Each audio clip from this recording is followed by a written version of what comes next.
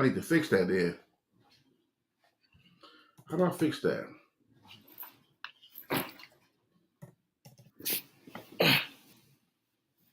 How's that, Luck? Let me see. Yep, better. Definitely for sure. Or I could do this. Sit in the seat.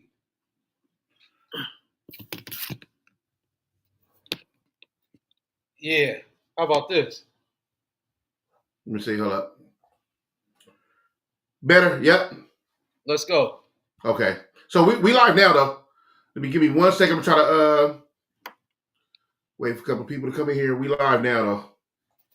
You got Bird in there? I sent him the link. I don't know if he got it yet. I don't know if he got it. Let me see. What's the settings for live?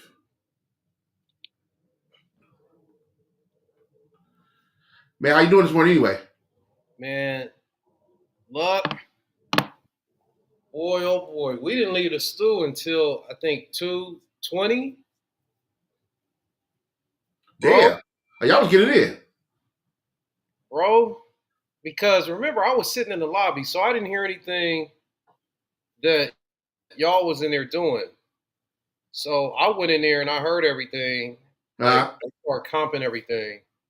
Just the music is amazing.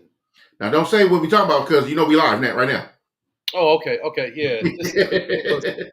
Amazing, bro. Like, just amazing, dog. For real.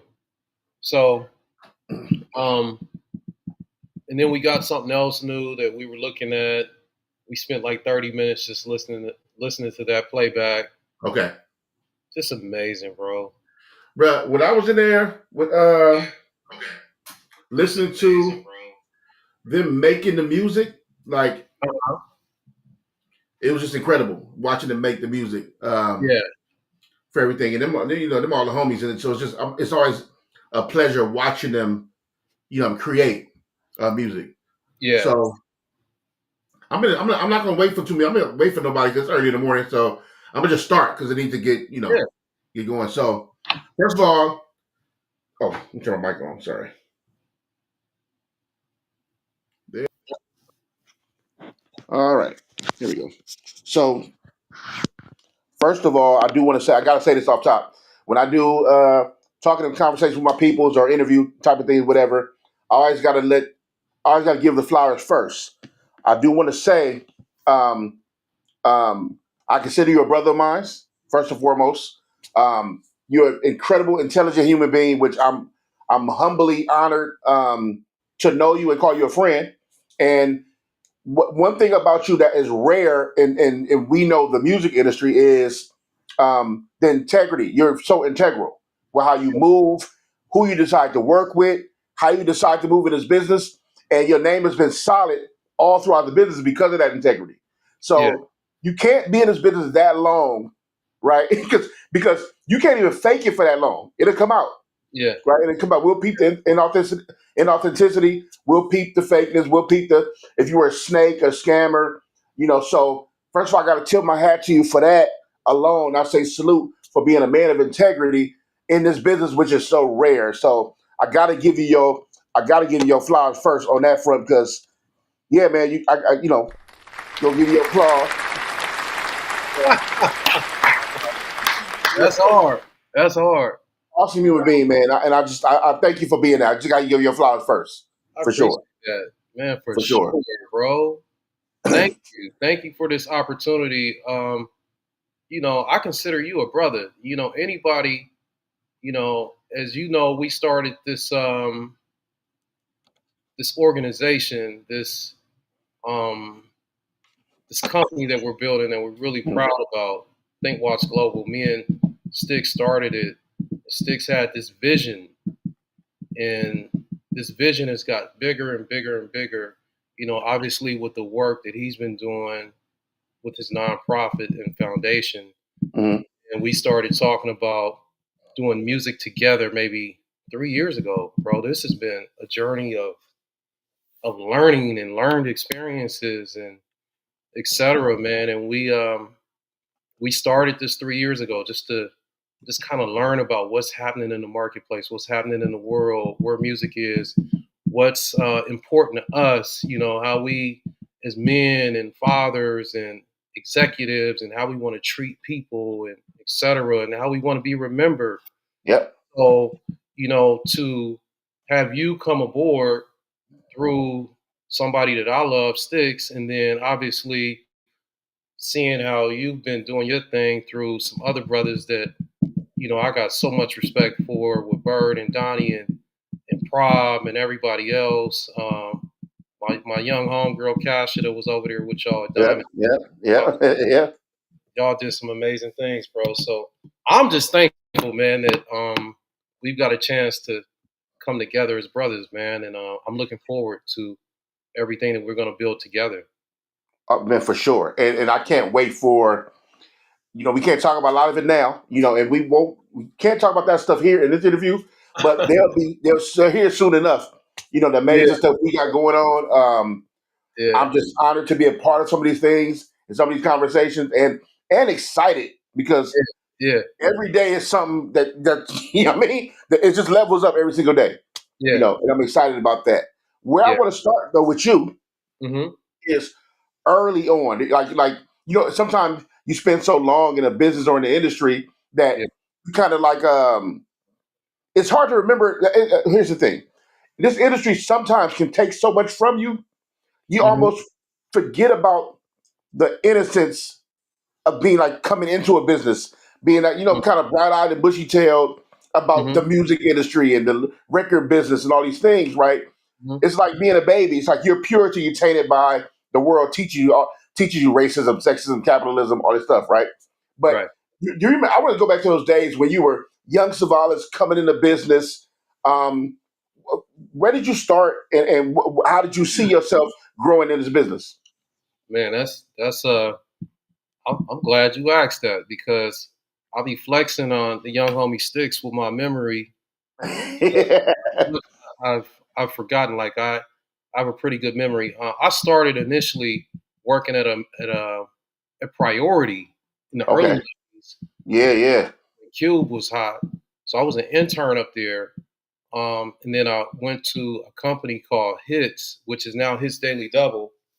And Oh, word. bouncing around, bro, just trying to figure it out. And then from there, I got a chance to work with the guys over at Death Row for you know a season. Man, it was maybe I think like 2 years, and I basically learned so much, man, about marketing and just the music. I was just so excited because I got a chance to be around at that time. Death Row was it, bro. It wasn't Death Row was the pinnacle, For sure. like Yeah. in the rap culture. So I got a chance to fully understand culture and what it means throughout the world. Our culture. You know, and at that time, Death Row was transcendent. So did that, had some fun, grew, um, was thankful for the platform that afforded me to build my name up, and then I went over to Interscope. But before I even went to Interscope, I worked at DreamWorks for a minute. DreamWorks used to have a record company. Sometimes I do forget about that because it was a Mhm. coffee. DreamWorks used to have a record company. I was one of the early people to go over there, myself and my friend Jason Joshua. Um, Jason is like a really big engineer these days, and may he rest in peace, Joe Busby, who was our leader. So Mhm. brother brought me and Jason in. We had a good time. We was trying to figure it out. Um, but then And from oh there, yeah, you said bro. this is Jason from that my man at Studio I met. Yeah, yeah, Yeah, yeah. yeah, yeah, yeah. I met Jay like maybe 1997, and then from there Wow. I went to the Scope. I went to Interscope thanks to Kev Black, man, and Kev Black, who is and who was a legend, for the street rap culture, man. And from Kevin, I consider myself a culture specialist because I kind of learned so much about culture, and I got a chance to meet Black at Death Row Records because he was at Death Row. Is So that the, that's what Interscope, the tapping? What's the tapping noise? that's me on the desk. Oh, You can hear okay. that? Yeah, the tap. You can hear the tap. Yep. Okay, so yeah, went over to Interscope, look, and we had a run, bro, for shit, I think like 10 years, something A like that. real run too. Yeah, I mean, so that was Wait, really let me ask you this real quick because I don't. I do want the people who view it also. So exactly what were you doing? Because you never said. Now I know, but you never said what you were doing when you came into the when you came to Priority. Then you went to when you went to Interscope. What were you actually doing? And did you seek out to do the job you were doing? hell no. I mean, in those days, you talking about the 1990s when the rap culture and the business of it was still Oh, still new. on They're a trying to great figure it out. level. So youngsters like us was just like get in where we fit in. Like whether you're a roadie, whether you just You did somebody many jobs. you just whether you doing the club promotion, the street promotion, road management, whatever. So when I jumped into business, going from an internship at Priority, then going to Death Row Records. Death Row is where I got a chance to just kind of see how um, everything is done because Death Row was a powerful independent. So I got a chance to see how, not necessarily how records were made because I was on the in-house side of marketing and promotion. So I kind of learned my craft of marketing and promo Got it. working at Death Row, and then from there I had built up a name around the country, because I was a specialist in the DJ marketing Hmm. and radio, and at that time it used to be retail, so you were doing retail marketing. You would call like Tower Records and, hey, do you have POP with the posters of the new Murder Was the Case sound? Right. Yeah. Yeah. Yeah. Yeah. Yeah. So, and then we had street teams, and the street teams, we had those all over the country. So that was such a big deal to make sure that our street marketing was at a level that was so much higher than everyone else's. So, and that's what we did at Death Row. So I built up an incredible name for myself thanks to working at Death Row, and then I was able Hmm. to like just springboard from there. And then by the time I got to DreamWorks was such a brand new venture that David Geffen had started and Spielberg. They started um, the film company, then they did the music. Um, but then we were just trying to figure it out on the record side. We Yeah. did a Yeah. couple of things. My homeboy Donnie brought over Dave Hollister and a couple Oh, I didn't artists. know that. Yeah, Oh, yeah, wow, yeah, I didn't know that. Okay. yeah. So, um, yeah, Death Row was, DreamWorks was on its way up, man, and Yeah. DreamWorks ended up merging with Interscope. But before they even merged, I went over to the scope, me and Kev Black, and then when we got there, look, our job was basically they told us, Jimmy Iovine told us, he said, "You guys go out in the streets around the country and make Interscope the hottest brand in the country," and that's what we did. And how we did that, we went right into the streets, whether it was the club. Acquiring artists. No, we didn't sign any artists. That wasn't our job. Our Mhm. job was to um, make our brand Interscope Records electric in the streets. Word. Okay. Okay. Time we put records out, everybody would anticipate what Interscope had. And remember, in those days, we had all the biggest brands that were signed to us, whether it was Aftermath, whether it was Rough Riders, Yep. whether it Yep. was Shady, whether it was shit. The list goes on, man. We had a lot of incredible Some brands. heavy hitters for sure. Yeah, yeah. So myself, along with Kevin Black and a lot of dope young people, we went out and we basically blazed the streets, bro.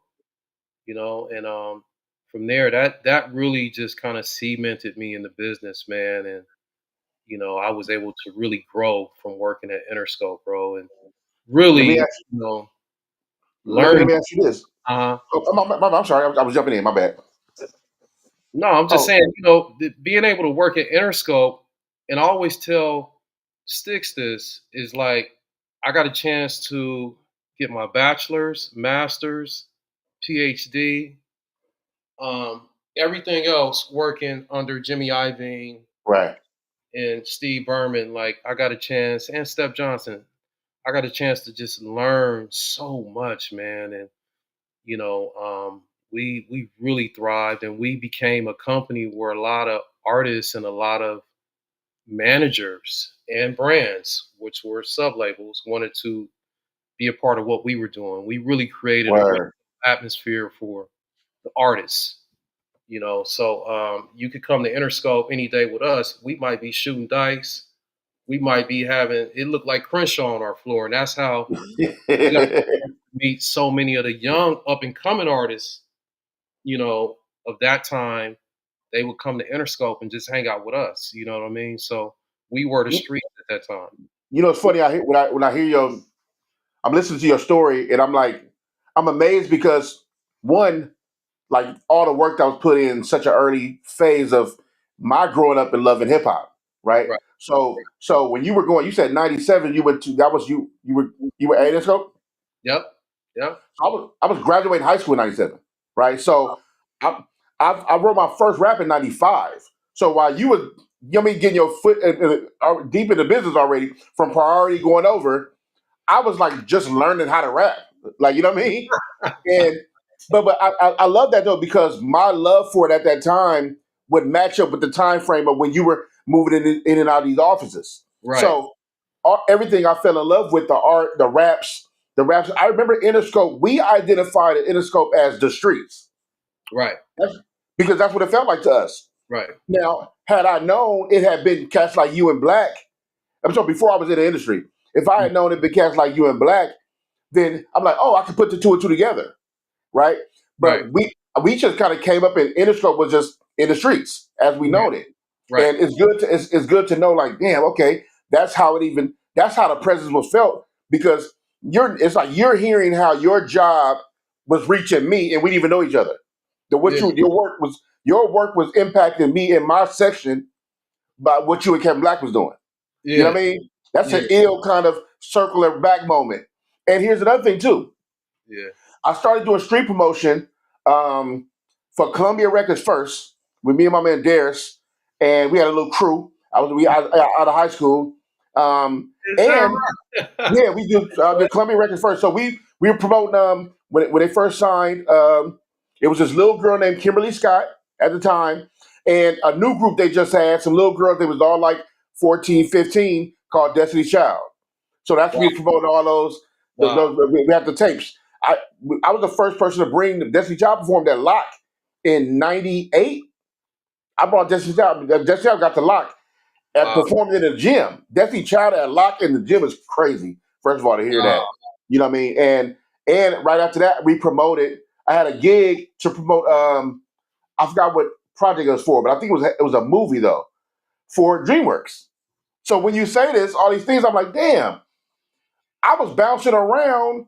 I mean, you was clear already at Inscope though at the time, but I was bouncing around like kind of like not obviously we don't have a parallel career. I didn't do as much as you did in the game and put in the work, but as a fan growing up, trying to get my feet wet in and out, running in and out of these offices, I'm sure I would have ran into you somewhere as a little homie, just like trying to find something to do, rapping, trying to find some work or promoting, and you're already in the offices and making calls, being in the streets. So that's kind of ill when you think about the dynamics of like the circle and round moment. You know what I mean? Yeah. That's Yeah. super dope. Yeah. Shout out to Sunshine Baby in the chat. I see you. Good morning. Good morning. Yeah. Um, so let's talk about you coming over to Interscope, right, and making your presence felt with Kevin Black. First of all, salute to Kevin Black. He's Yes, one of sir. the first people I met when I walked into the Interscope office. I forgot who I was with at the time, but we went straight to Kevin Black's office. A partner of mine knew him. That I met him and DJ the same day. DJ is Jimmy Iovine's nephew, right? Yeah. Yeah. Yeah. Yeah, I met him and DJ the same day. I Yeah. remember walking in the office and making that left, and it was I think an arts development little office right here, right to the front. And Uh-huh. Kevin Black office was right here. Yeah. DJ office was I remember it was a young excited rap artist like yo some of my heroes is Yeah. recording around here somewhere. I've been through these offices. It's kind Yeah. of crazy when you think about that Yeah. nowadays. I want to talk about you in the climate Death Row Records, right? Uh-huh. So Death Row Records would come to be one of the biggest hip hop rap labels, definitely at the time, for sure, Mm-hmm. right? Powerhouse like Dr. Dre and Mm-hmm. powerhouse like Snoop, the Dog Pound, and all these people. What was that like being in the label and being in the streets when Death Row was really putting their foot in this dirt? Well, first off, I got to speak because I was a fan first. You For know, you sure. talk about. I think I was maybe 18 years old, so I was like hearing the Chronic and Doggy Style just like you, and I'm like, as you know, back then, like everything was out the trunk. Like so, you would hear everything going out the cars, and that's all at that time. Like Death Row was like dominant. When it hit, it hit. It hit really hard. Yeah. Um, when I broke into the record business, I was like trying to figure out how do I get over there? Like, who knows somebody? And Death Row was Right. more like a family. It was very small. Um, so it took a minute, but I was able to get over there through Kev Black, and he brought me in. I was a kid, man, and I got a chance to just kind of travel for the first time working at Death Row. I got a chance to be in the clubs every night. That's why I ended up knowing so many people, you know, throughout the country because I was clubbing. I'm hitting like 3 or 4 clubs a night, making sure that DJs was serviced, making sure DJs was playing our records, making sure we got product and giving out different promotional items. Um, so I definitely paid my dues. I definitely got a chance to the studio thing is totally separate. So Right. Right. uh, Right. Right. I don't know too much about that at all. You know, Mhm. that wasn't my space. But just in terms of like marketing and promotion and working alongside of the distributor Interscope, I got a chance to see that up close on the marketing and promo side, and that's what ultimately led me into marketing. You know, being able to do that at an early age, bro. Like because at that time it was nothing like Death Row on the streets. Nothing Right. like that. For Whether sure. it was the first time when that billboard went up on La Cienega in Sunset, that shit was it was epic. Nobody had ever seen Amazing. like Amazing. it was epic. You know, so a lot of the things that you've seen back then, Death Row I think was on the forefront of it. You know what I mean? Yeah. For Yeah. real, So for real. and it's cool to see because as a fan, first of all, driving even see I'll talk about after, but even driving past that building, knowing what was created in that building. Now, mind you, I got a lot of the stories after, right? Yeah, So yeah, you get the good with the bad mix of what you yeah, heard about what goes on in the building, what happened in the building, right? yeah, But but I don't want to focus on that part. That story's been told a million times over and over again. I don't even care about that part. yeah. I I just I'm always amazed at reflecting back on these times when greatness was being concocted and made and created, right, and then put out in this space. So if we go back to the era of Death Row, it's like if you had Dre, Warren, who wasn't on Death Row but he was there, Right, Dre, Warren, Daz. I'm talking about right, the sound, right? right, And then you right, have the writers, Corrupt, Snoop, DLC was around, right, right? right. Um, and RBX, right? And then in like the whole the chronic, dog food, the chronic, Snoop, Doggy Style, the Dog Pound album, bruh, Above it the was roof, like murder was the case. you just couldn't lose, Yeah, right? You yeah, felt like you couldn't lose, and they put their foot in the soil and made something that was so big. The empire grew to like what I think 300 million. It was a three yeah. hundred million empire at one point. Say this. I mean, in my humble opinion, Death Row was the first company on the street level, you know, for my 10 years that really put the brand down. You know what I mean? Word, When you yeah, see that electric chair, you just look, yeah, you know what I mean? And yeah. us as kids that was fans of the art, we gravitated to it. And then when I got into the record business, the DJs and all the different tastemakers, etc., that we would market to, when they seen that logo, Mhm. game over, bro. Word. Game over. Game Was over. was that? Yeah, I guess I'm about to ask you a question that I'm kind of answering as I'm asking you. I Hmm. was going to say that kind of was the reputation precedes itself with like a powerhouse, Hmm. everything coming out fire. It's a hit. They're Yeah. on top. So when Yeah. you did see that chair, it's like, oh, it's a go, Yeah. whatever it was, and that Yeah. had to be a good feeling, I guess, coming from Death Row, knowing that they were putting it down like that, Yeah. and it's all wins. Yeah. Like you know what I mean? Yeah. And damn, I would love to have been. I always talk about me missing these great eras of It was music. music was incredible. It was some incredible Yeah, people that worked at Death Row too, man. I remember everybody I worked with. It was a very small team. A lot of people, well, several people that was in the office. Some incredible people, man. Just you know, Nadia, Charlinda, Kelvin, Norris, Roy Tesfaye, Lisa, Risky, CL, B Man, Black. I mean, we got a really dope team, man. Obviously, yeah. you homie that gave us the opportunity to all work there. And it was a lot of great people, man. And I'm Would just you grateful. say? Would you say everybody was fan first? Yeah, yeah, we were all so excited, man. Word. That music, we were just so excited. Like when music would come into the office, like in those days, it would be the boxes would arrive with the full length CDs, and we was hearing it for the first time, like everybody else, because Word. the studio was something totally separate. Um, but we would hear it just like everybody else, and we would, man, we were so excited about that music, man. Yeah. Wow. Wow. Let me.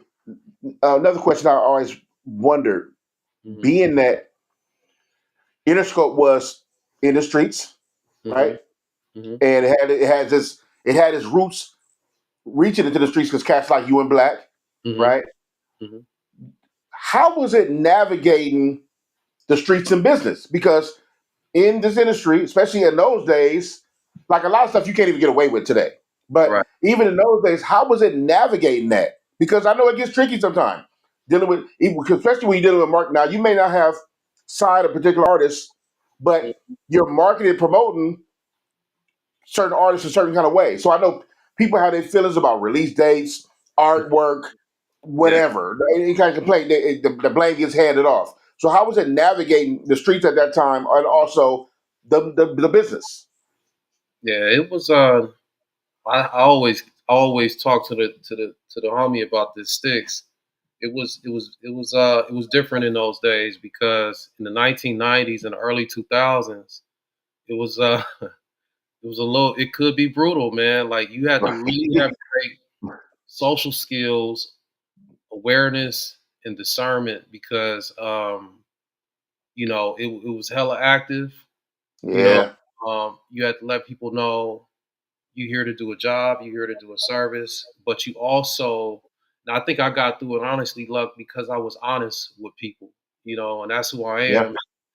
am. In those days, you had to operate with integrity, the highest level, because it wasn't no internet and the shit that you can kind of hide behind things online.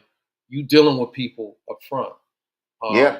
and so that's the era that was in the 90s and the 2000s of, you know, integrity. And if you operated with integrity, you know, you see the result of it now. I'm still here. I'm in a great space. I'm electric mentally. I vibrate really high. I'm thankful. I'm grateful for everyone that I've got a chance to work with, regardless of the experience. Yeah. Um, and that's the cool part about when you operate with integrity, because in this business there are so many people that are dark.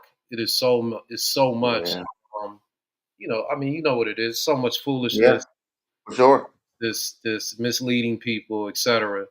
So if you operate with an open hand, you know the results end up being really good, and that's what carried me through the 90s and the 2000s, man, because it was hella active. It was Yeah. active, man. From whether you in New Orleans or Atlanta or Mhm. we are in it. Think about it. Look, our job was to go in the ghetto. So whether it's Cabrini Greens, whether it's going to Wow. hang out in Compton, Mm, Watts, um, Harlem, wherever, that was our job to be there. That was our job to know everybody in the streets, yep. regardless. We didn't discriminate. Everybody from the streets to the C-suite. That's what we did. So I'm thankful to be able, and it's helped me out in my personal life to be able to touch hands with so many different people and so many different backgrounds and all these different experiences that people have. So it's Yeah. helped shape me who I am. So yeah, You bro. it's hearing you say that, it makes me think about, because I've been watching, especially since we've been rocking out, working on a few things. I've watched how I watch the people that come, that are around, or that show up Mm-hmm. from whatever, a phone call was made or something needs to happen or whatever. Somebody connected somebody else. Um, it's like your reputation precedes itself, right? Like I said, being in this business for that long, and here's the thing: what happens is people start rooting for you, right? It's like if you've been in business that long, like even myself, like I've been out the way, considered out the way with music for a while now.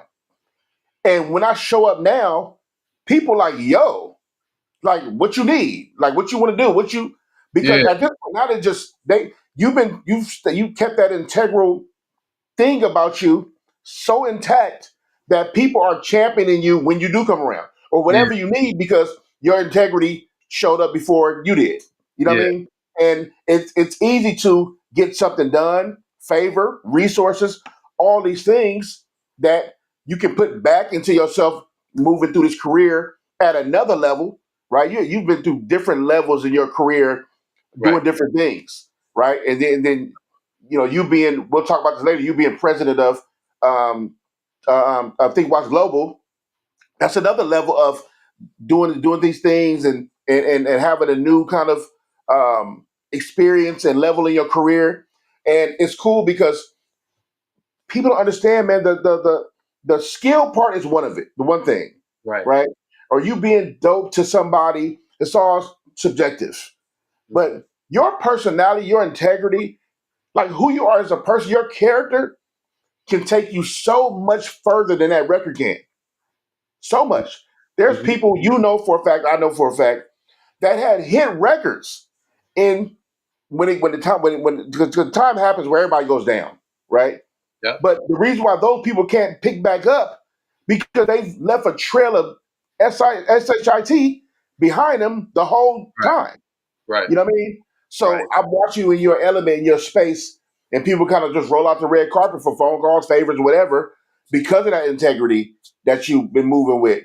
And that's always a really dope thing. And I think more people should let that lead in front first. You know Yeah. what I mean? Yeah. Um, it'll do them more justice than just being dope or somebody saying you sing good or you Yeah. rap crazy. You know what I mean? And I think that's a huge part of why I also wanted to do this interview, this Yeah. conversation, however you want to see it, because Yeah. I want the people to see that coming into this industry, yes, we've heard the horror stories. I can talk all day about dark, wicked, all these things, right? Mm-hmm. But it can be a beautiful business if you're beautiful. If you're beautiful, Yeah. you know what I mean? It Yeah. can be beautiful because you what you put in, you'll get out of it. Yeah. And I'm watching you and I'm watching Sticks create a safe space for people to be creative in their fullest element, Yeah. and it pays them back in feeling of that freeness of like I know that we're just being dope here, and it's not a money grab for just people. Yeah. It's integral. You know what I mean? I think that's awesome. That's Yeah. super dope. Man, I really appreciate you saying that, man. That means a lot. That means a lot.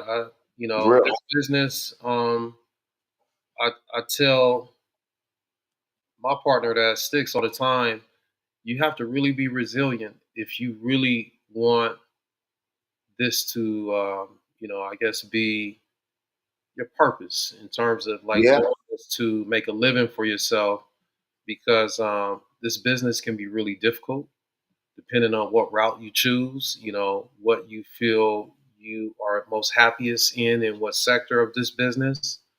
And you have to operate with integrity. And along that, what comes with that, it's going to be some ups and downs. And I've Yeah. experienced them, I think we've all experienced them. But as long as you keep your character and your integrity high, and it's like running a marathon, bro, like you just you just keep your pace of who you are. You never change up of who you are. And I think when you see a lot of people that are unhappy as time goes on in the music industry, it's because they kind of changed up on Yeah, man. Yeah.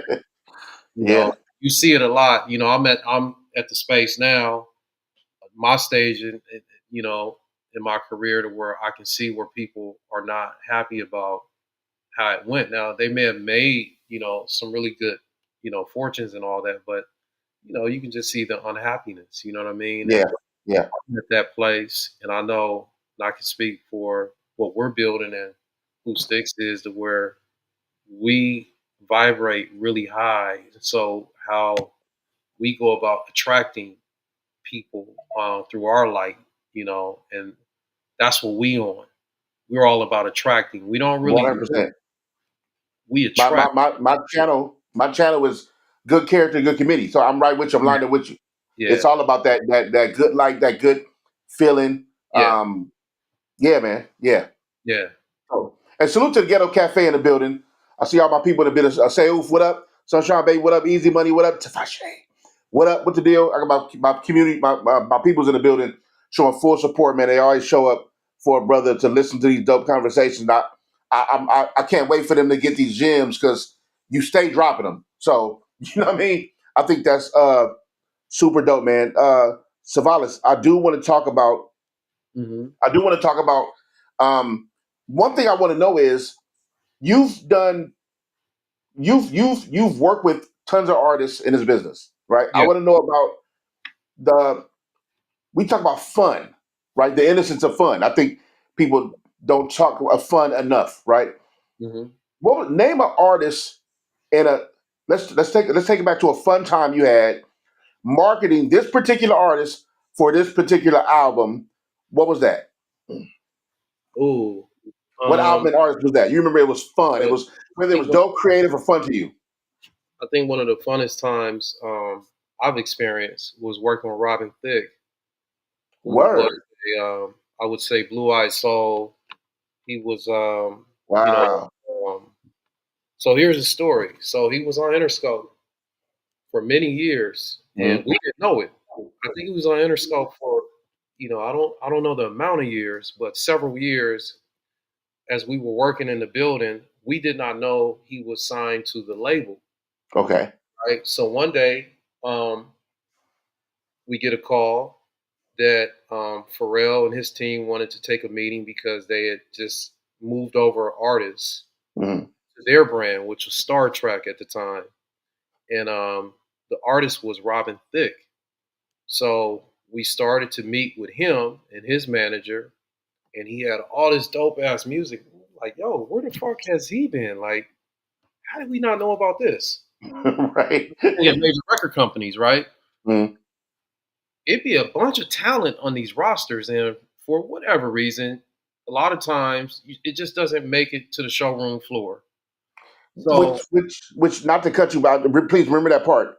mhm, Which is so crazy because there could be another Robin Thicke in there, right? And yeah, that pile up at the bottom of that pile that nobody ever gets to, nobody ever see, yeah, and a lot yeah, of people get scorned by the industry because of that, right? But yeah. okay, go back to the tap in. I'm glad you said that because We for reality, it happens to a lot of people.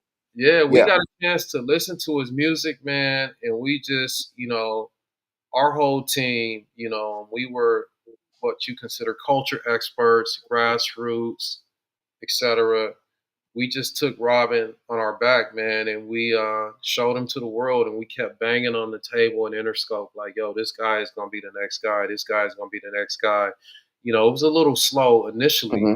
because at a major record company, there's so many moving parts, and you got to get so many different departments excited about the Yeah, yeah, a lot of money that needs to be committed. When you start putting money on the line for these artists. So we got a lot of groundswell going. We started moving him around the country, letting people see him, hear it. He had a record called "I Want to Love You, Girl." We got yep, that record yep. really hot, in the clubs and throughout lifestyle marketing, and we popped him. We got him going, and then the next thing you know, I think we had dropped "Lost Without You," and that record It went was on. over. The album went Yeah, on it to was sell over. millions of copies. He went on to be It was over. Yeah, for a sure. very important artist, and he still is. He's Hmm. so talented, man. And when I seen that come to life, that I got inspired to say, "Damn, I think I want to do more than marketing." Like I started to get that bug many years ago that I wanted to, when I was at Interscope, I wanted to do more than marketing and promotion. I want to start my own record company at some point, but I Was didn't know. that I started to get the bug that I wanted to, start in my own. I wanted to start my own record company at some point. When I seen Robin Thicke, because we broke him from soup to nuts to see that real yeah? life, and I'm like, damn, I want to, I want to start my own company. So it took, the idea was planted from that. Yeah, Was that a thought, a conscious thought of like I want to be more in control of because Robert Thicke almost slipped through the cracks, right? yeah, And maybe not conscious at the time, but something told you I want to run my own play. My own, and what was that? Where I did mean, that come from? I was I was a lot.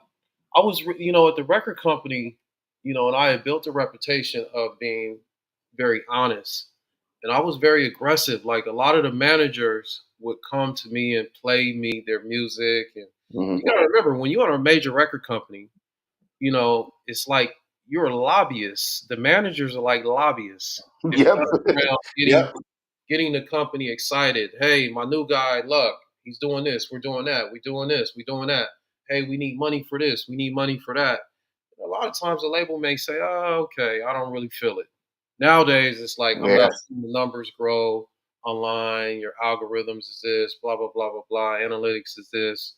So they don't tend to give you the finances that you need. So in those days, hmm, it's all just gut. It's all like what we're hearing. Like we hear something that's dope, we like, damn, this could cut through. yeah. And we just take those risk, and sometimes the risk will count Damn. because if the shit Yeah. don't work, then you're accountable for it. You know, As in lose your job accountable for yeah, it? you can lose your job. Yeah, Okay. lose your job. Okay. Because that's millions of money spent, Yeah, millions of dollars spent on. Right. Right. Okay. so it's layers to it. So it's not Yeah. like a company is gonna just say, hey, we're gonna put 10 million on the line and boom. No, it's Right. Right. Right. benchmark. Right. So Yeah. they Yeah. want to see, okay, it's incremental successes. And then Yeah.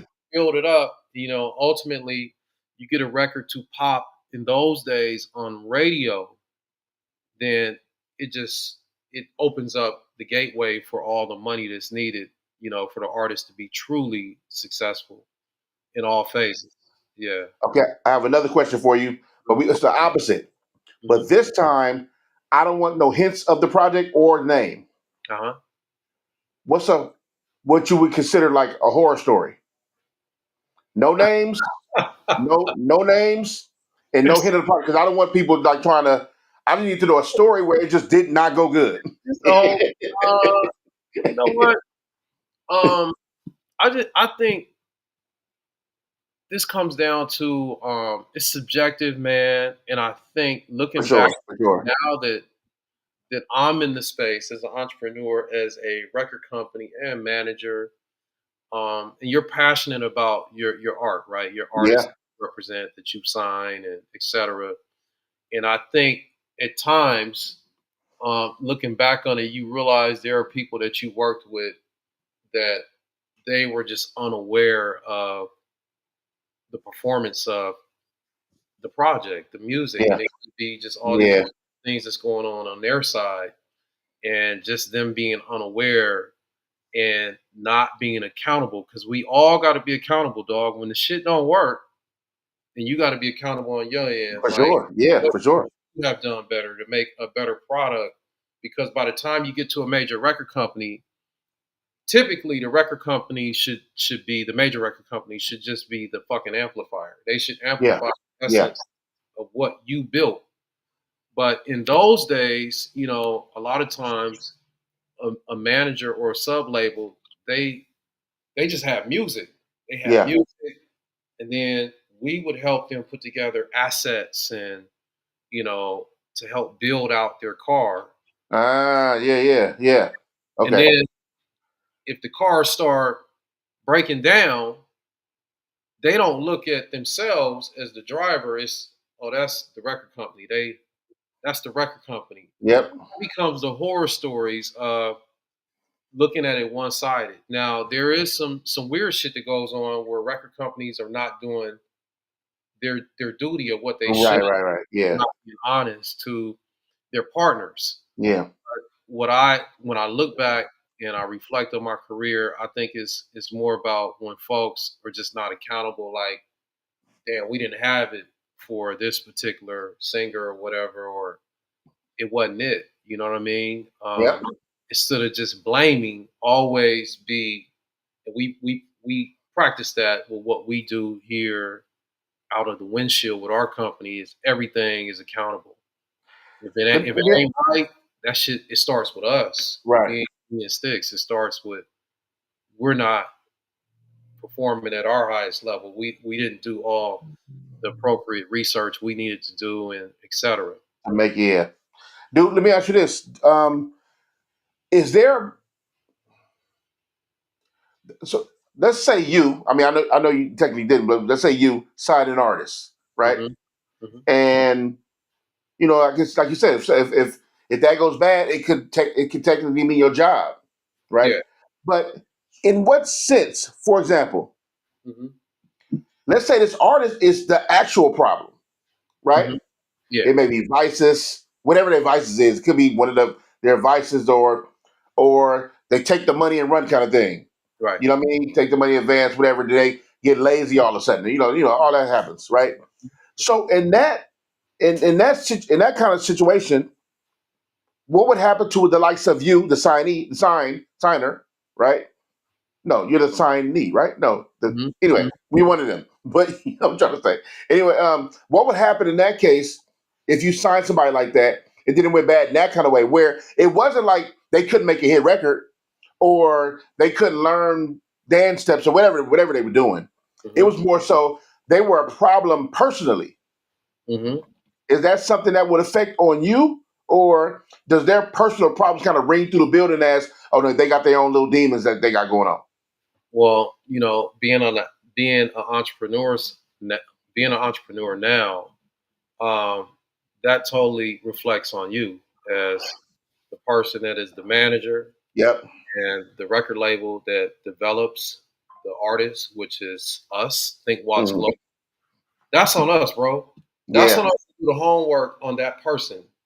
And you got to be patient, and you got to have discernment, and you got to have the best judgment. 100%. A lot of patience comes with that because by the time you take them to the major record company, if you choose to go that route, because you may just want to be independent and Hmm. just pay as you go, invest as you go in the art, right? But if you go to a major record company, which I consider is nothing but a bank, you Yeah, better yeah, be yeah, for sure. sure Yeah, yeah, that your partner, which is your musician that you're partnered in with, is is up for it. So you're really investing in their habits, not just their art. I'm investing in your habits. So I'm gonna sit back and I'm gonna watch and I'm gonna see what you're doing for a while. yeah. I'm not rushing Investment in the habits is to powerful. do anything. I've gotten in trust. See, this is where I've had to learn, from managing artists and you doing things based off your ear, what you're hearing, and based off what they're doing online, and you're like, oh shit, this is incredible. Let's move quick. Yeah. That them days are over for me because I just don't feel like um, I can be at my best and offer um, at my best if I don't take my time to get to know someone because it's no different luck than getting married. You know, Yeah. Yeah. you Yeah. Yeah. remember you are talking about agreements. You know, you are talking about binding agreements and investment of time and investment of capital. So it's only fair to the musician and the entrepreneur that's going to invest in them that they get the time, they take the time to know us, Yep. and then we take the time to know them, and then you guys build an incredible nucleus. So by the time you get with anyone, major record company, an investor, or whatever your cup of tea is, all they're doing is just banking what you built. They're just getting behind the engine and pouring in more, capital that's Yeah. needed, you know. But Do you do you find a difference in do you find it work with artists? How can I ask this question? Okay, this is more so an artist gender kind of question, and because I want to know what you thought about. I remember this. I don't know if you remember. Not I don't know if I know you remember this. First of all, because of who you are, but but remember Rhyme and Reason, right? The documentary Rhyme and Reason, yep, and you remember when Warren G was talking about the 5 footers and yep, talking about how difficult it was yep, to kind of be dealing with, not dealing with in the sense of just like managing or whatever they were doing at the time, yeah, signing or something. The 5 footers because they were women, yeah, and he wasn't saying strict just because they're women. He didn't understand what all comes with that because men we just get dressed, we jump on the bus, and we go on to the next town. But he didn't understand having hairdressers and having makeup artists and all these things, right? And yeah, just typical man stuff, really. yeah. But let me ask you, as as marketing promotion goes, do you find men and women being different for different reasons, or do you, not to say one is better than the other? It's not that kind of conversation. Just more so, do you find them typically being like different because they're women and men, and marketing them could be different. The way you have to do it is different, obviously. But Mhm. do you see any differences because of gender per se? I think there's a difference in every artist. Every artist Yeah, you yeah, encounter, um, they have their own unique experience. Hell, I got a whole experience myself, like how I go about how I move as a person, right? So yeah, every artist, you have some men that they want to be imaged and shaped in a certain way. Same with women. Look, I'm talking to you about the picture we was talking about with the right, right, back and forth. for sure.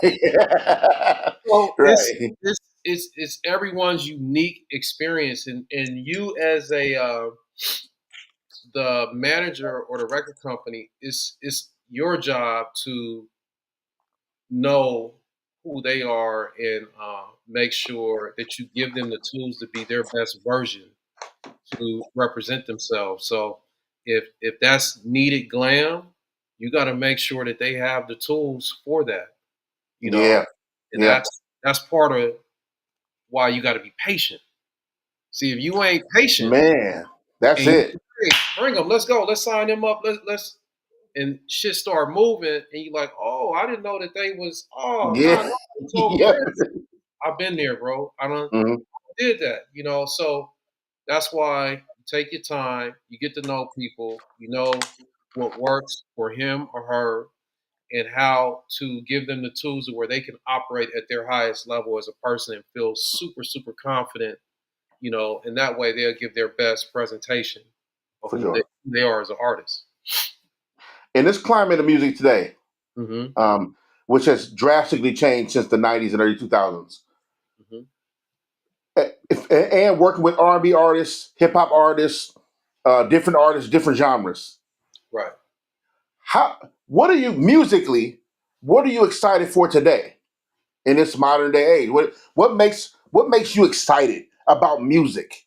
Not the business, about the music itself? I'm excited about what we're doing with this Sure. incredible soundtrack. I can't really give any details about. We'll hear Right. about that soon. I just love art. As long as it's somebody's pure representation of art and it's honest, Yeah. Yeah. it's authentic, it's music. I love it. I love it. I don't care. I'm a person. I don't care about the genre of it. I don't care about the ethnicity. Whatever. I don't care if it comes from whatever region of the world. Right. Incredible art, and I love when I see a very unique point of view visually, to where it's like I haven't seen that. That's new. That's new. Like I haven't seen that. Like the way this could be the same artist from where you're from in Watts. Look, Mhm.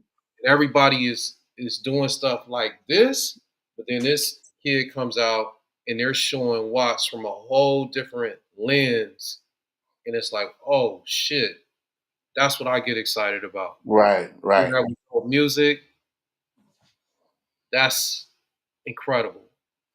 That's incredible. Man, you That's you know, I'm thinking about I'm thinking about different artists and what used to and what excites me now. And sometimes it feels like it's far and few with the music changing. But also checking myself in real time of like, I'm getting older and my patience are getting thin. Right. You know what I mean? Like you kind of you're getting close to that age where you just like I feel like I'm 20 years from like I'm true. I'm gonna say what I want to say. I don't care to who or whatever. I'm yeah, 20 years from that, right? Of really just open my mouth and be like, whatever come out, just like a baby. Whatever I say is gonna be it. That's just gonna be yeah, it, right? So, so now dealing with artists nowadays, it's like I get excited for true musicianship. Not to make that sound lame or corny, I just mean like someone who cares right, about the music, whether right, it's instrumentalists, rappers and singers. I love somebody who cares about the music they're doing. You know what I right, mean? right. And I'm I'm also interested in who and I'm interested in seeing what from somebody who cares. Let me ask you what do you value in an artist? I'll give you two situations. You have one artist who truly authentic, right? Cares, loves the music, truly authentic. But she's cool. She's there's a talent there, right? But she's cool. You know, it doesn't really excite you, but she's cool. Or let's just say, well, she's good. She's basically good, right? But super authentic. She Mm-hmm. stands on what she stands on. She real. She's nice, personable, all these things. Now you Mm-hmm. have another artist, the B, Ty B. Inside B is ridiculously talented. Maybe a pure hit maker, rare find. Mm-hmm. But who she is she couldn't be further from her real self. It is not like a costume, kind of like it's just like inauthenticity that you just pick up from immediately. Mm-hmm. At that point, do you care in a sense about that, or do you still sign the proven hit maker, maybe, or Mm-hmm. the you go for authenticity and she's just as good, but Mm-hmm. maybe you can spice up good, you can dress up good and make good great, Mm-hmm. or do you just take side B, the you know super shallow, super in the game, super materialistic, super like need to be validated. But every time she put pen to the paper, magic. Which artist would you sign? You know what? That's a really good question, and that's subjective. But I would say, as long as the artist is honest, that's the biggest Okay, thing I like that that. that really comes through for me is honesty in the art. There are some artists that I'm really excited about. Like I'm just a fan of, and I'm all over the place. Look, Mhm. you see what we was playing the other night at the Village. We was playing some dance music. Like Yeah. I'm all over the place with what I'm into. I love what Dolce's doing. I love what MKG is doing. I love what Dominic Fike is doing. I love this inspirational artist, Corin Hawthorne. I love the young homie from out here, Zoe Osama. You Yeah. know, Yeah. all those artists, right? Those is just a couple. They all give me feelings. Like when I listen to Zoe Osama, for an example, when I'm working out, I feel like I'm 18 again. I feel like Mm. I understand That right feeling. there. Yeah.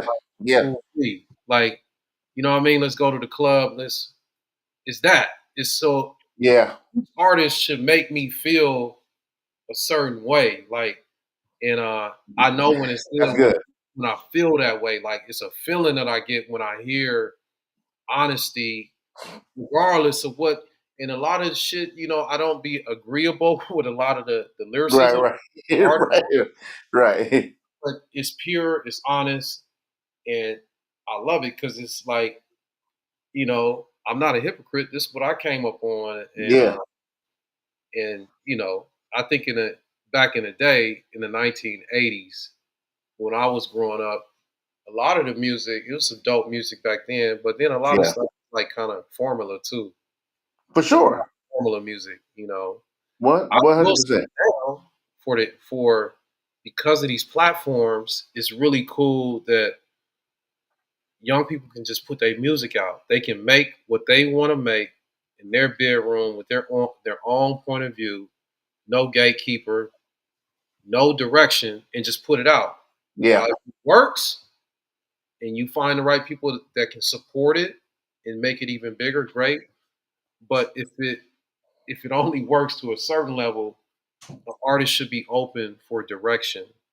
You know, so I do think these platforms are so dope to where kids can exercise and put music out and start their journey. Yeah. Yeah. But I love where the You- music is right now. I understand there is I think it's not as a lot of it's not a lot of superstars as it was when I was a youngster. I think uh, I think it was more superstars in my day. I think now it is not as many superstars. At least Yeah. It's not. Yeah. yeah, I do think that I could be wrong. It's subjective, but you know, superstars and listening to your parents and all that back then, Marvin Gaye, and Yeah. you know, just think about it. Like a superstar of my youth, but my parents was always going to see him was Frankie Beverly and Mays. That was Yeah. considered a superstar, and Yeah. people For sure. go out in droves. Even though he's passed on, but to see Mhm. Frankie Beverly and Mays. Then when I Yeah. For became sure. an adult, then I started going to see him. So it was so many variations of superstars on the black side. You know, I don't think you see it as much because also too there are not a ton of incredible live experiences that you see. You know, Yeah. it's not like it used to be when it was just so many incredible. Where you can go see Luther Vandross, you can go see Sade, you can go see all these amazing live experiences, and you know, I feel like that part could be a lot better.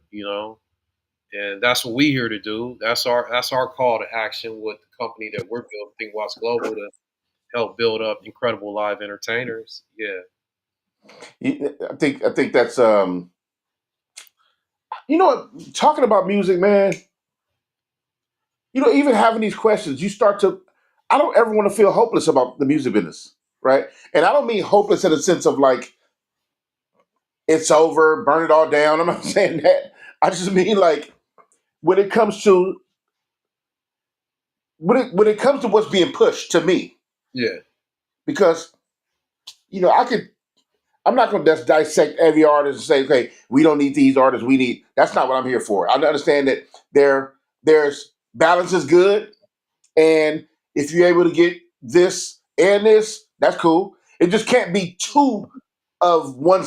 It can be too big of one sidedness. What I'm trying to say. Yeah. And when it comes to artists, it's just like there's since I can't spot individuality in a sense, it's like y'all not even trying. Everybody just trying to be like somebody else. Well, you got to remember, we're in an era now where algorithms play a big part of this. So if one algorithm is hot, you would tend to have a lot of artists that will fall into that algorithm, and it will all kind of be under a tree. It'll all feel Yep.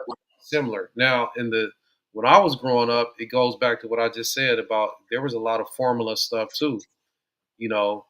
I don't want to name artists, but For there was sure, for sure. Yeah. it was like it was duplicates. It's like Mhm. damn, it's the same shit. Like it's just a different album. It was just We duplicate. learned that with But the yeah, I shit, mean, hey, it'd be jamming. Like they'll have like a single or two, and it'd be mhm, crazy. But it's like duplicate. But you know when you're seeing an artist mhm, that is original. Like I knew when I heard On and On Erica Badu. I remember where I was at. Then I remember when I seen her at the House of Blues in Hollywood. I just knew I was looking at something that you can't duplicate that. You can't right. duplicate D'Angelo. It's just it's artists even now of this time. You can't duplicate Kendrick Lamar. It's just I, artists you cannot do that with, and that's those tend to be the artists we all fall in love with. You know. somebody brought up Tafashe. I mean, somebody brought up Tafashe in the chat. Brought up. I posted this earlier. Uh, he talked about her killing a lot of artists. You know, she sings, plays drums, and plays guitar. One of one, and she don't need to shake ass. We that's 100% spot on with the kind of artist that we're talking about. Hmm. She's ridiculously authentic, Hmm. right? Hmm. She just there's a brand there. There's a look. There's a glasses. With the guitar. There's the hair, right? Um, and her is the type of artist that she does give me hope. And what I mean by that is that there's newer art. Not that she's new, but there are newer artists coming up in the game, still being authentically themselves, by just expressing themselves as they see fit, right? And just being dope, over a consecutive amount of time, to being dope, and you know, you start to feel like man, this I like. I'm speaking for myself. Hmm. I'm getting back to a better space, especially by being around you and Sticks, because you guys remind me of everything I fell in love with the genre about, like watching DVDs and talking about movies and talking about what rapper song, what somebody did here, hit records here, and how y'all decide what records you think will be hits or not. Like I love all those elements, so it's like restoring a feeling Hmm. in a sense. Hmm. Um, but it's like you start to feel like I want somebody to stand up and out, and also I want the people to embrace that. I can't. It's almost you can't have your cake and eat it too, is a saying, right? But it's like the argument could be made.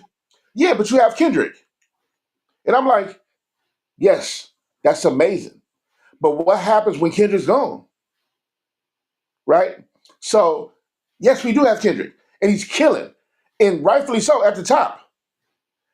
But if nobody's coming behind us, learning the good beauty and what it is to create something from scratch, sound put together from scratch that made a pleasant noise. Like if there's no artist coming up, side note, we were in the studio last night and there were instrumentalists all over the studio playing the most amazing stuff. And the whole time, I'm thinking to myself, like, why I didn't pick any of these up? Why I didn't pick, like I told Sticks last night, I said, we walked right by a keyboard and drums and didn't even pick it up. You know what I mean? And it's just real because, excuse my bad. Um,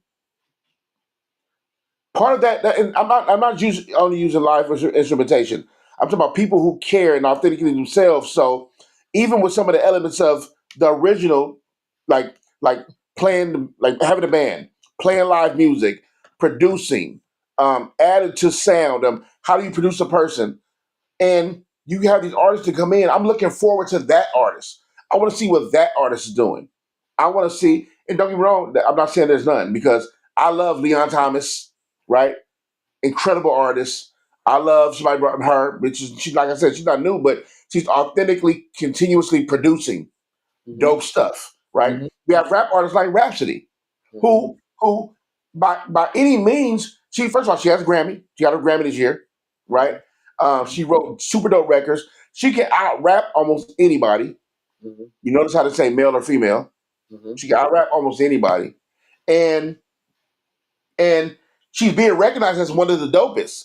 Maybe not on the largest of scales, Mm-hmm. like we've seen Mm-hmm. people who have hit records get to that point, whatever. But I think those artists are what keeps me full of like, Mm-hmm. yeah, okay, maybe it's in safe hands, And then you'll meet somebody in a business and he make you want to slice his throat. Right? Not that I can do that, but I'm saying like it's always something. It's like it's that balance, and I'm just like, yo, it's hard. It's hard. What, what are you What are you looking for? And I'm not sure if there's artists online or watching this, but what are you looking for when it comes to a new artist? Honesty. I think honesty is the main thing. I mean, look, when you're doing art, you gotta stay true to your point of view. Whatever your point of view is, with your lyricism and your visual art that you put out, you got to stay true to that. And it may take time. It may take a long time, Yeah, but you can't fall to trends to become um,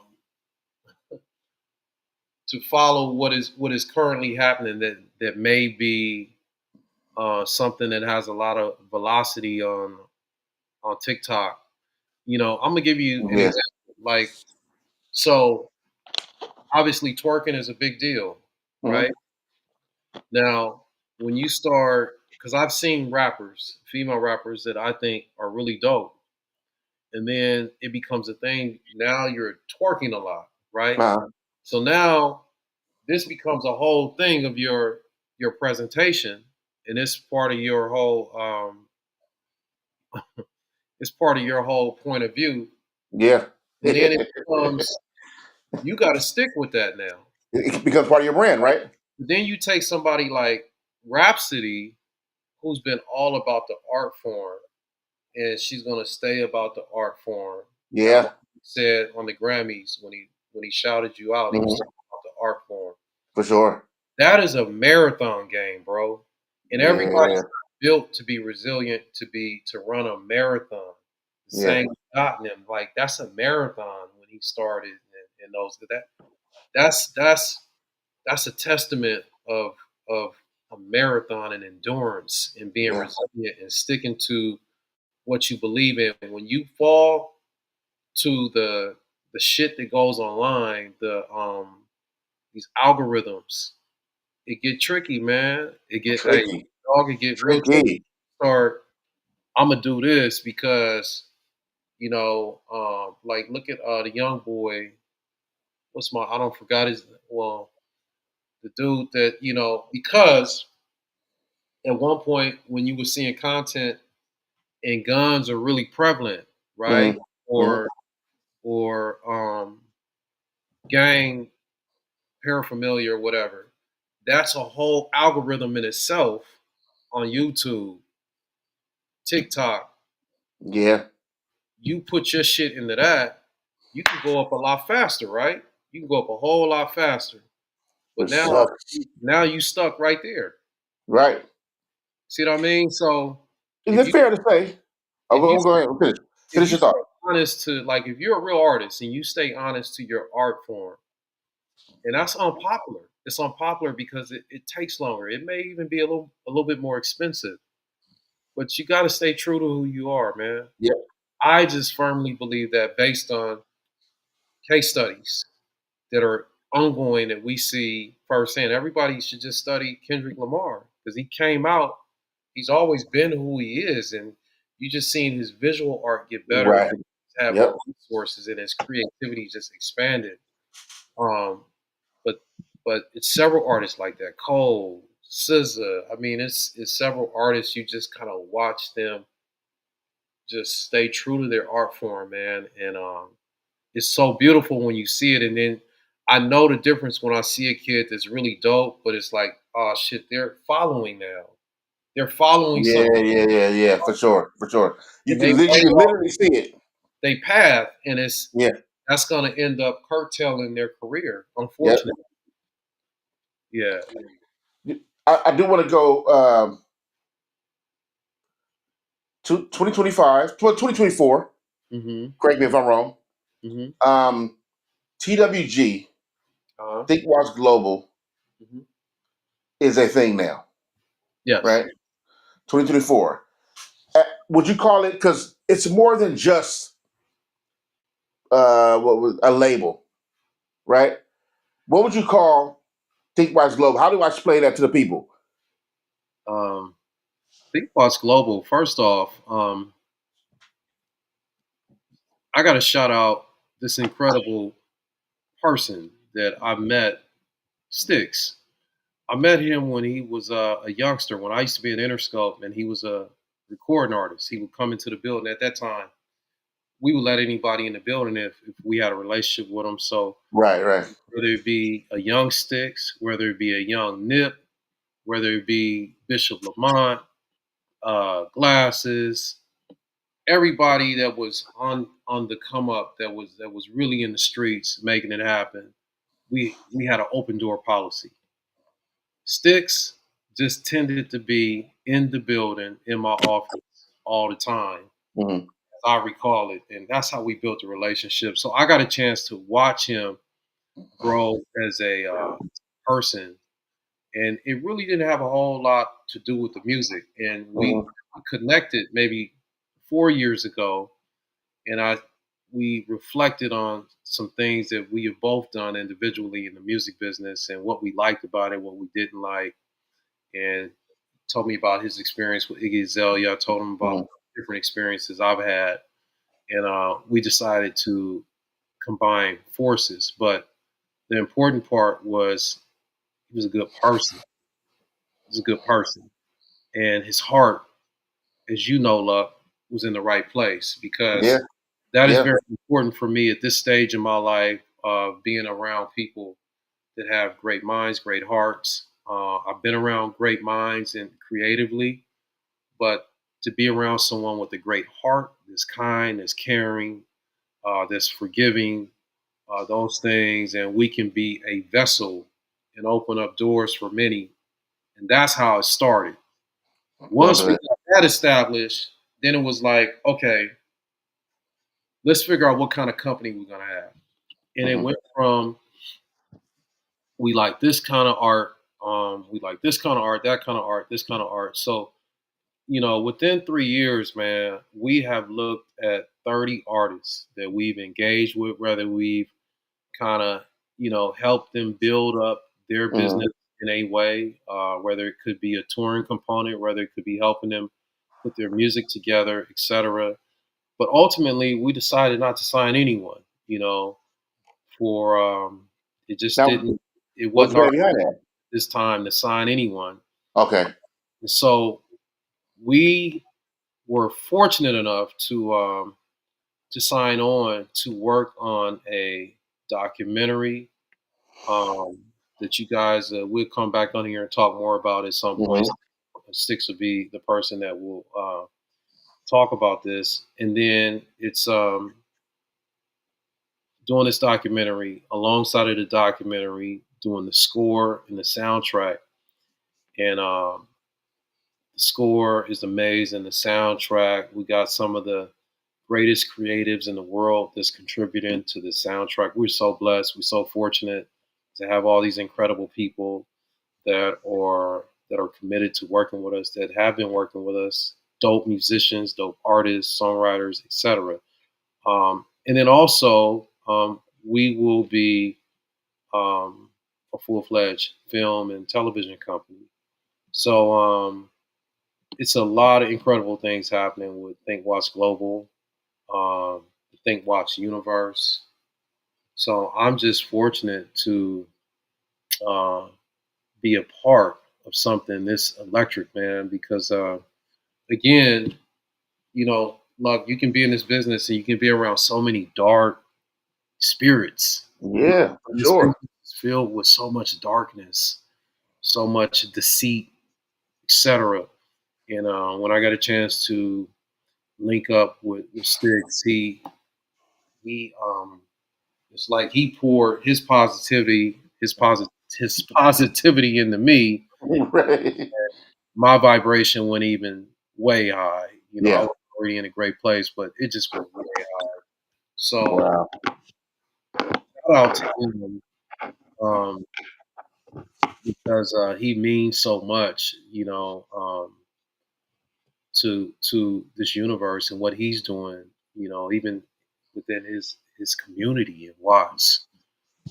So it's inspiration for us all. So there's a lot that we're looking forward to sharing at the right time, and I can't wait to get back on to talk about more things that we're doing.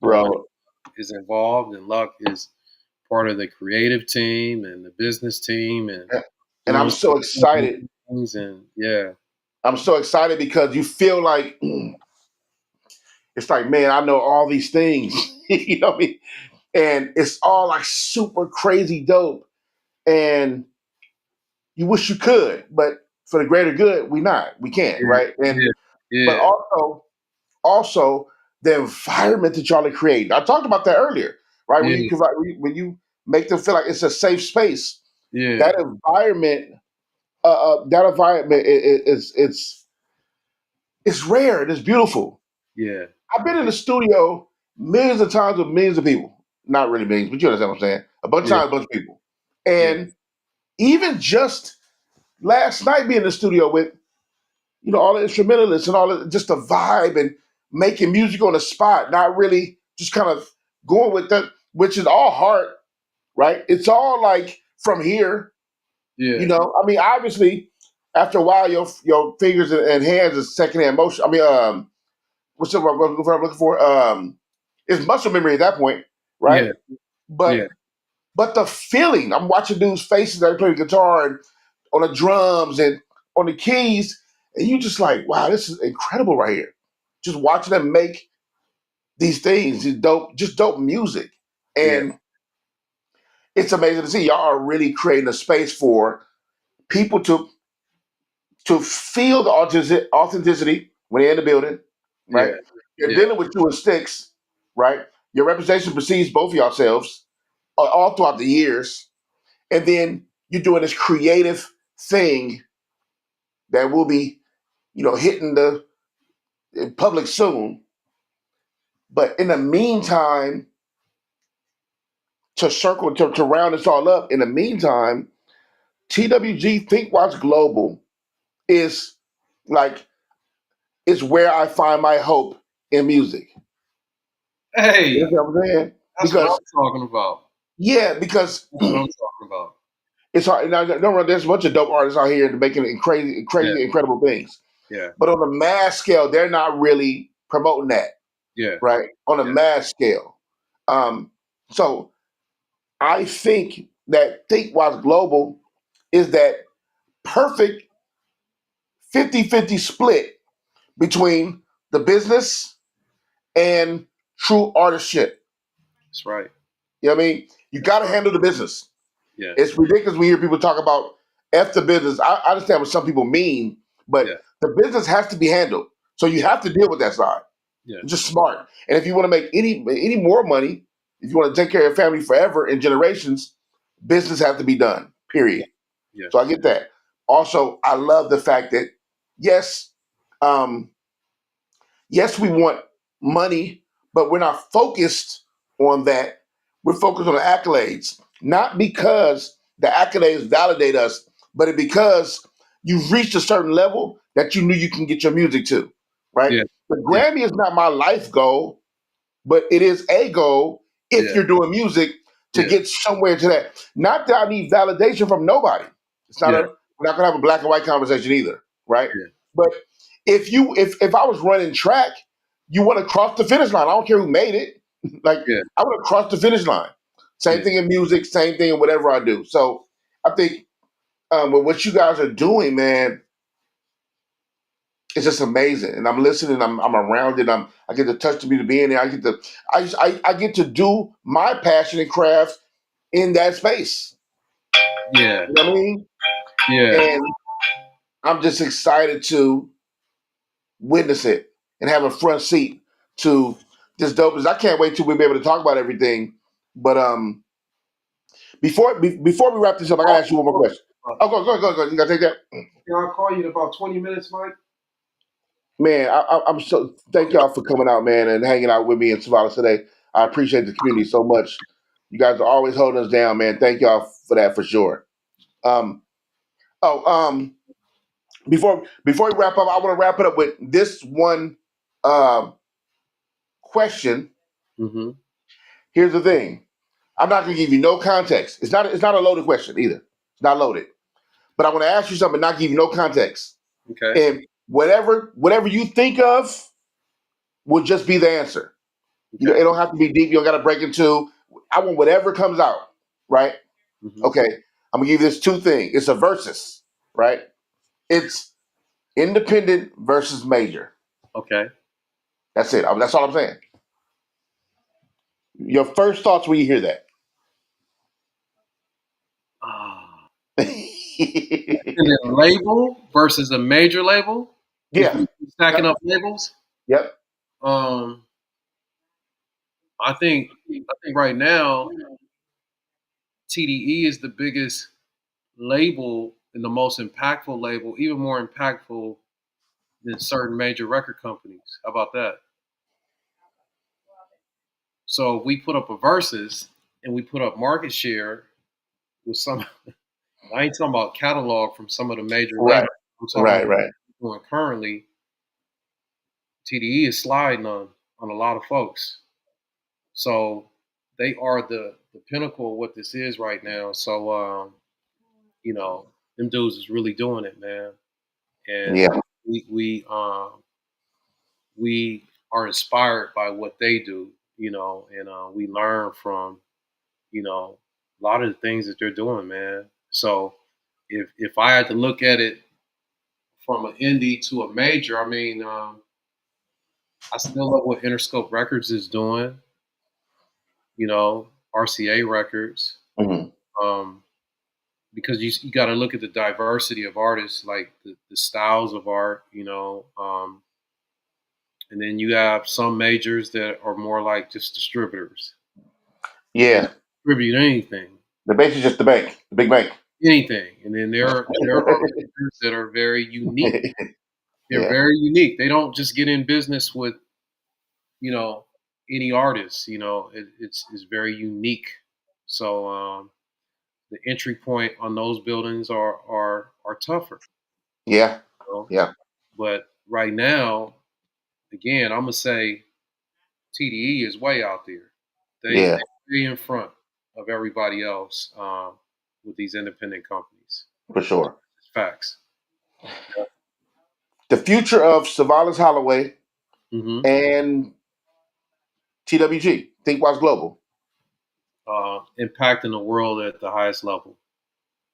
Wow. Impacting the world at the highest level with us as people, our art, our legacy.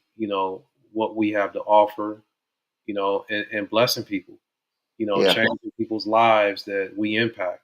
Whether it's people that work with us, musicians, recording artists, um, anybody, our business partners, everyone that works with us, we can impact them and we can leave an incredible legacy. You know, that's important to me and the homie. You know, Yeah. For sure. For sure. I think you guys, and when I say you guys, I only from we having a conversation interview kind of thing. So I'm not uh, separating myself, just to be clear, right? yeah, But, but also I'm trying to learn and get my interview style up. So I'm gonna say you. But I'm talking about me. I know I'm involved, but I'm just saying I'm so excited about where you guys are going, and what you stand for. Essentially, as far as like I said, this channel was good character, good community.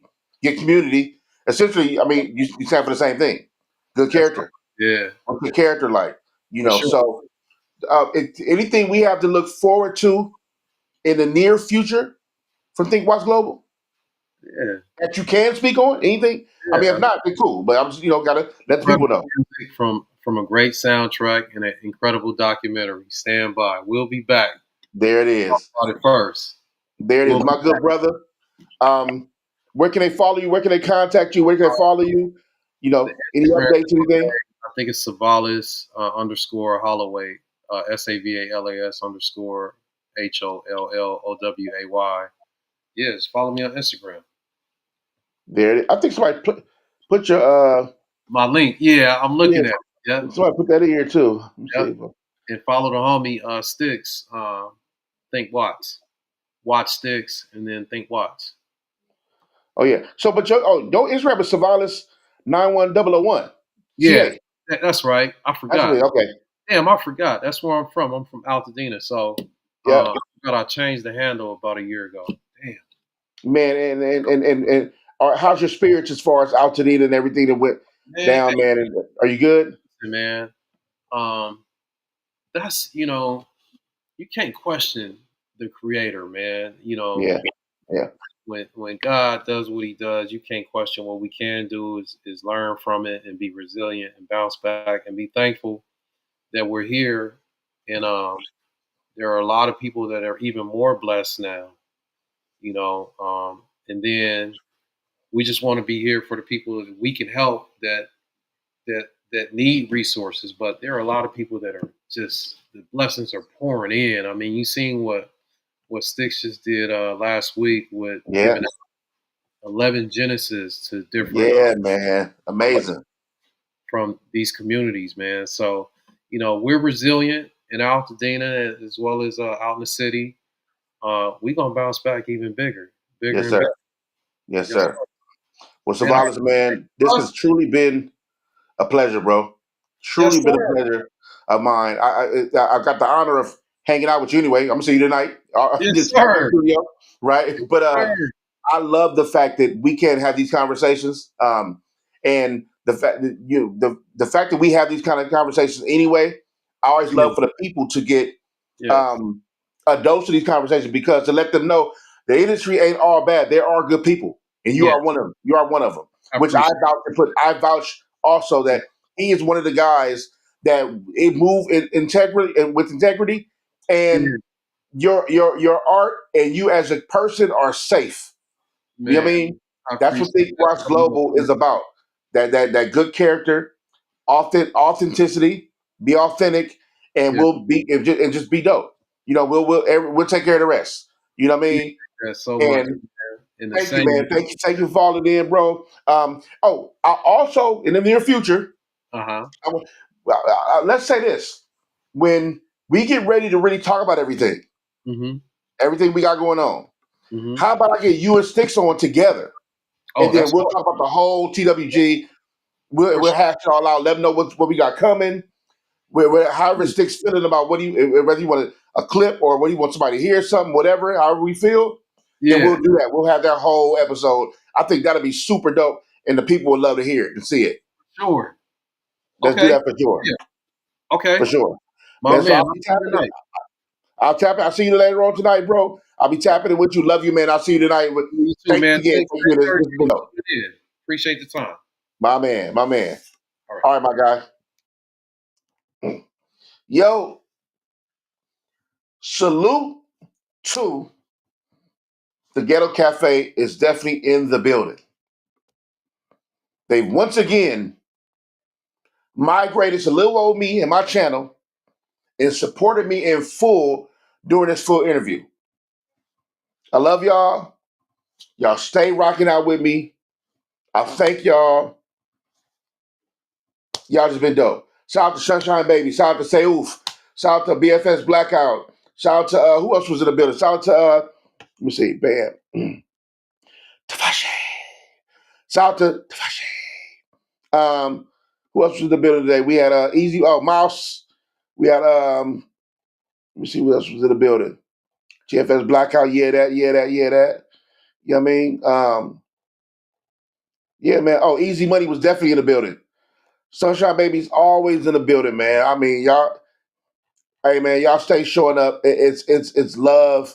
You know what I mean? And I just appreciate y'all. I want to continue having these dope conversations because look, this conversation we just had, y'all may not know it just yet, but my man Savalas, like I said, he's been in the game for 20 plus years. When I was a young buck running around the industry trying to get signed, running in and out of these labels, he was already putting out major artists, marketing major artists on a grand scale. And we're now, which you'll get more of, we're now working together under one umbrella. When I keep saying Think Watch Global, that's the umbrella I'm working under, helping in creative. He's the president. My man Sticks is the CEO. We've been doing some amazing things. We've been in the studio daily. I can't wait for y'all to hear the music. I can't wait for y'all to see what we have going on. It's dope. And and I know I've told my story, especially with me and Rios. We pod together. I told my story about why I bowed out of music and my life changing. But this space that Think Watch Global has been in and I've been in have managed to create a safe space for me to fall in love with the genre again, for me to fall in love with creativity again, for me to fall in love with the music and creating. And I'm just excited. I'm excited about what's to come. I'm excited about what we've been doing. I'm excited that you guys get to come along on the ride with me, and we're gonna take these ups and downs together, right? This for me is my roller coaster. It's gonna be ups, it's gonna be downs, but I can guarantee you this: good character, good community. Meaning, this is my word. I'll stick with you. Please stick with me. Straight up, I'll stick with you. Please just stick with me. Right? I'm not gonna serve you no BS. I'm be my authentic self. I'm never, ever, ever going to sell out my channel for the latest podcast wars, drama in the vlog type of. However I discuss anything specifically is going to be with my authentic self. Something I believe is I'm always going to stand on integrity. That's one thing you can depend on me about. Now, if I'm joking, I love to lie. When I'm joking, I love to create stories. A lot of these stories not gonna be real. A lot of these stories gonna be so wild and crazy. You'll have to ask somebody, is Luck telling the truth? Most likely, I'm not. But I think our relationship here is how we'll decipher when Luck is lying or not. Right? So that's just the reality. And a lot of y'all watch me be that way doing our podcast with me and Rios. You watch me do with reality, you watch me be a clown, joke, lie, be crazy, but that's the fun because I can't be too serious. We have to joke. We got to laugh. That's the environment I want to create. I love Rios. I love the Ghetto Cafe and the environment. I aspire for that type of environment. Shout out to my man Curtis King. I aspire for that type of environment and good character, good community. That's the environment I want to.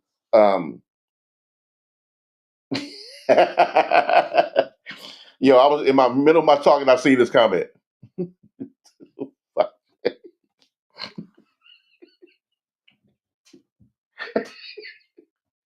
Yo, yo,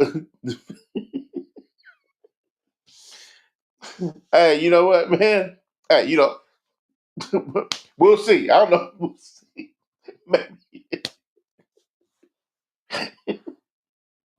That is hilarious, man.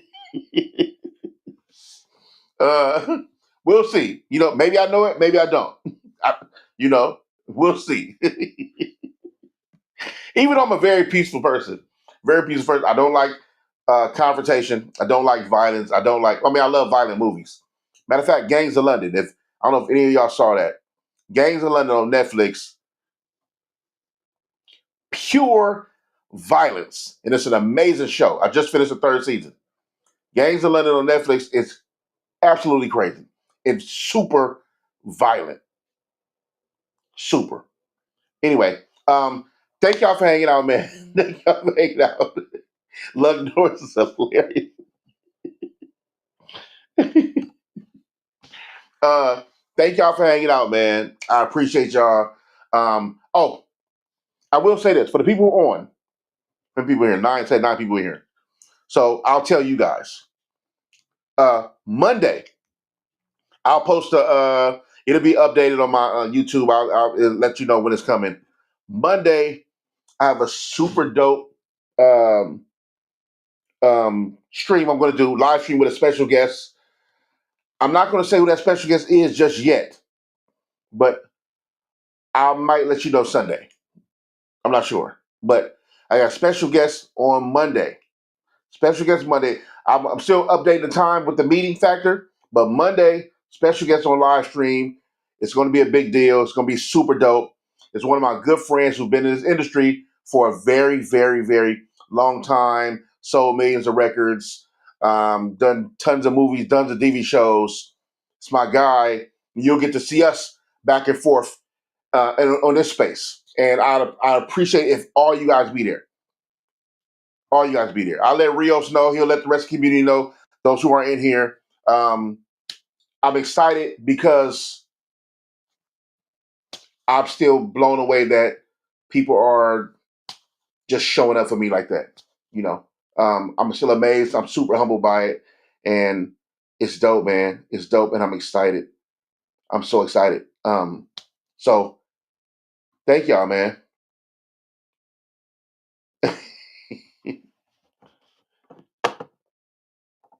Thank y'all, man. Y'all, you know. Oh, so as soon as I find the time, I'll let y'all know. As soon as I I'm locked down the time today. I lock down the time, and I guess when I lock down the time when I schedule it, it'll probably it's probably gonna show on YouTube anyway because I don't want to just pop up with it. I need to update it for promotion purposes. So as soon as I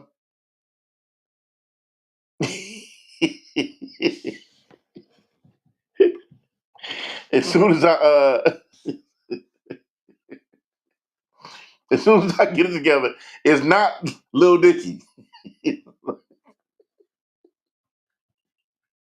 but as soon as anyway, it's not Lil Dicky. Shout out to Lil Dicky. Not him though. That's not my friend. I don't know Lil Dicky, and that's not who the special guest is gonna be. But just I'm looking forward to it, man. Yeah. Anyway, I'll give you one hint. One hint. This special guest represents the West Coast. That's my hint. So shout out to everybody in the chat. Ghetto Cafe, man. I love y'all. Thank y'all for following through. Everybody who tuned in today, I love y'all. Thank y'all, man. I'm looking forward to this next live. I appreciate y'all for sticking around with me. Hope y'all got some gems. Hope y'all got some good game. And yeah, so Tavashe, you got to chill. First of all, you made me say your name the correct way. It's Tavashe. You got to chill, man. I've been cracking up and your lines ever since. But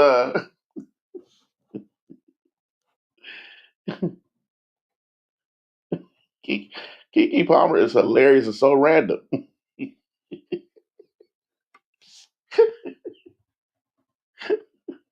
Hey man, I gotta roll. I gotta bounce, man. Hey, salute to all y'all, man. I love y'all. Check it out. Monday, I'll be back on live streaming Monday. Unless I might log on tomorrow and just talk some stuff. So anyway, just look forward to my stuff. I appreciate it if y'all show up. If you see the notifications, tap the notification bell so you get notified. And let your peoples know to do the same who are subscribed to me. I'll hit up Rios in the morning and make sure I do a double check and make sure he spread the word, help me with spreading the word. So, you know, um, yeah. Well, I'll see y'all ASAP. Y'all crazy these chats, man. These guests are hilarious. That's funny. All right, y'all, man. I'm gone. Peace.